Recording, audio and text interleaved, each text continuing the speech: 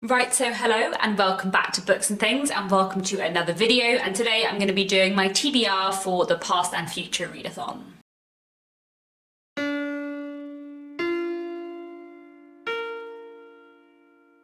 So the Past and Future Readathon is running for the whole of January. It is a month-long readathon and it is being hosted by Emily from Novell Novels and Gemma from Read a Book Gem, both of whom are booktubers who I absolutely love. I highly recommend both their channels, so I'll link them down below and do go and check out their videos. So basically the idea of this readathon is that it celebrates books from your past and also like new things and discovering new things to read, which I think is a very fun idea for the new year. And also the prompts are quite like varied and versatile, so they fit in quite nicely with a lot of other books that I would like to read anyway and that are on my physical TBR, so I'm looking forward to this very much. I think it'll be really good fun. So there are 12 prompts and I am going to try and tick them all off, but I am going to double up. There's a few books which are counting for multiple prompts because 12 is quite a lot to immediately set myself, and I'm sure I will end up reading some other things in January as well as the things for this readathon. So prompt number 1 is read a book from a genre you want to try, and for this I'm going to pick up The Night Manager by John le Carre.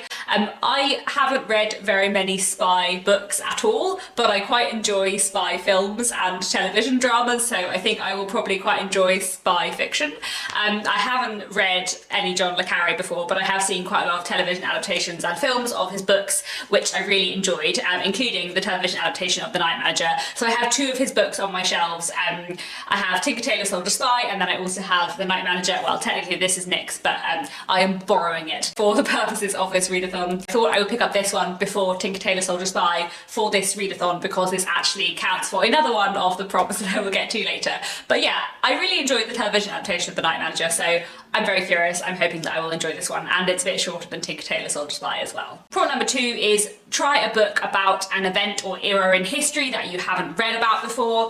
So for this I think I'm going to pick up Peking Picnic by Anne Bridge. This is a modern classic from the 1930s and it's about a British woman living in Beijing, and I think this should be a really interesting read. I haven't read much set in 1930s China. I believe I've read one other book, When We Were Orphans by Kazuo Ishiguro, which is set in 1930s Shanghai, but I haven't read anything set in 1930s Beijing, and I think it'll be really interesting. I'm really interested in Chinese history. I did a bit of it at university, so hopefully this will be a really interesting read. Prompt number 4 is try a new to you author. A lot of the authors on this list are new to me. Both the 2 I just mentioned are, but specifically for this challenge I thought I would pick up The Heart of the Matter by Graham Greene because he is a new author who I've been meaning to try for ages. I believe The Heart of the Matter is set in West Africa in the Second World War, which actually is also a period/event in history that I haven't read anything from, so hopefully this will be an interesting read, and yeah, I'm looking forward to trying Graham Greene. Prompt number 4 is to read a new release, and for that I thought I might pick up Astro Travel by Elizabeth Baines.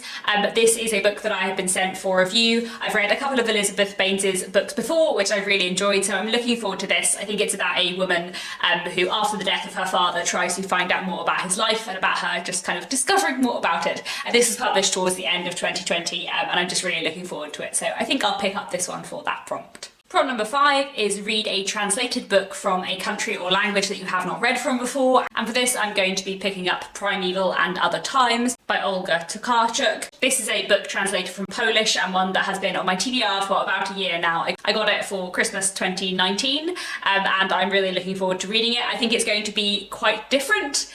It is possibly a novel told in the form of interconnected short stories and possibly something different. I can't quite work out, but it sounds very intriguing. I think it's lots of like fragmented stories all set around the same town, I gather, but it's a bit hard to tell, so I'm very intrigued by this one. Prompt number 6 is to read a book that has a new theme to you, so something like time travel or magic realism or that kind of thing, or a book told from a new perspective. And for that I thought I might pick up Circe by Madeline Miller. This has been doing the rounds on BookTube many times, and I've been meaning to read this for a little while, and I thought I would pick it up for this and see what I think of it. This is a myth retelling. Myth retellings are pretty popular on BookTube and in the world, but I haven't really read any myth retellings before at all, and I also don't know myths very well, so I don't know how well that's going to go down. But I thought this would be interesting to read as a kind of new theme, being myth retellings. I've heard good things about Circe. I'm very intrigued. We will see how I get on with this. Prompt number 7 is to read a book written in a new format, such as verse or multimedia or a different kind of writing style. So for this I'm going to count Primeval and Other Times again. partly because I don't exactly know what the form of this is.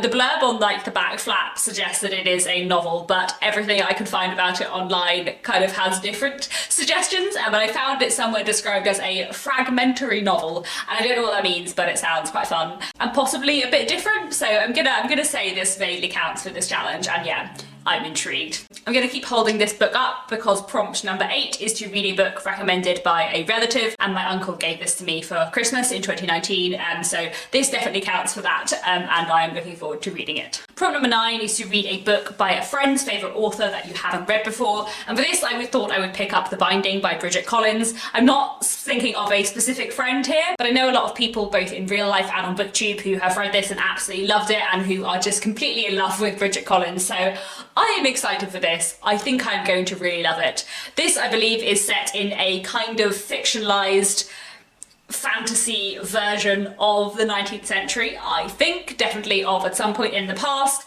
where bookbinding is an art where people can bind their memories into books, take their memories out of their heads and bind them into books. And it sounds wonderful. I feel like The Binding is going to be a book that I either completely love or I'm really disappointed by because I've built it up so much in my head. But I think I'm gonna love it. I kind of want to read this as like my first book in January to like really start the year on a high, hopefully, because I just really think I will love it. But we will see, we will see. Prompt number 10 is to reread a favourite book, and for this I'm going to be rereading The Small House at Allington by Anthony Trollope. I'm actually probably going to start this in December. Me and Marissa from Blatantly Bookish have been meaning to buddy read this together for a while. It'll be my second read and her first read. I'm going to be listening to an audiobook. I think she's going to be reading it in physical form, but we've been meaning to read it together and I am so excited to reread it. It is one of my favourite Victorian novels ever, but I've only read it once and I'm just so excited to reread it. I think I'll probably start listening to this at the end of December and then carry it over into January and still count it for this readathon, but I'm really excited to reread it. The Small House at Allington is the 5th book in the Chronicles of Barsetshire by Anthony Trollope, which is a wonderful book series that I really love. And in The Small House at Allington, we're following two sisters who live in the small house at Allington next to the big house where their uncle lives. And the book basically follows the sisters' relationship with themselves and also with the men around them.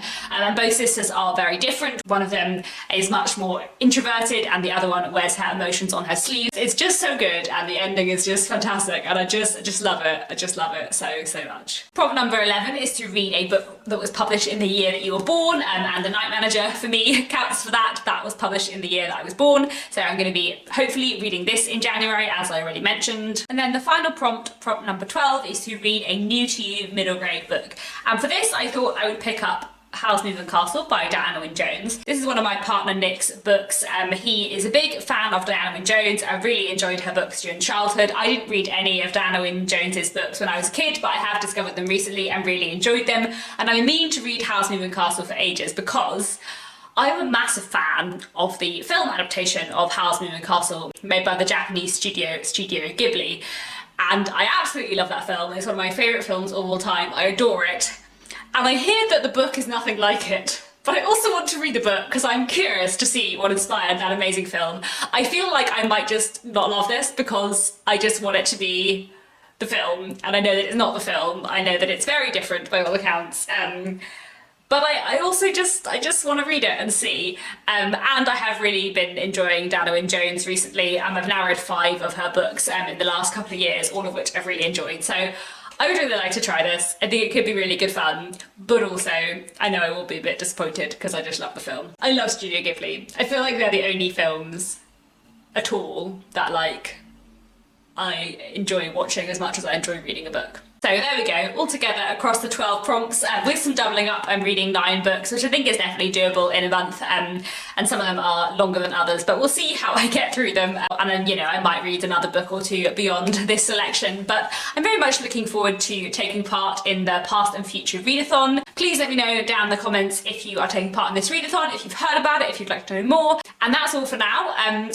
Now that we are coming up to the end of 2020 and the beginning of 2021, I have lots and lots of content planned with like end of year, new year stuff, favourite books of the year, goals videos, all of that kind of stuff coming up. And the video that's coming up on Thursday is another like special end of the year video, which I have bizarrely sort of been working on all year. So yeah, look out for that. and all of the rest of the videos. And that's all for now. Thank you very much for watching, and I'll be back very soon with another bookish video.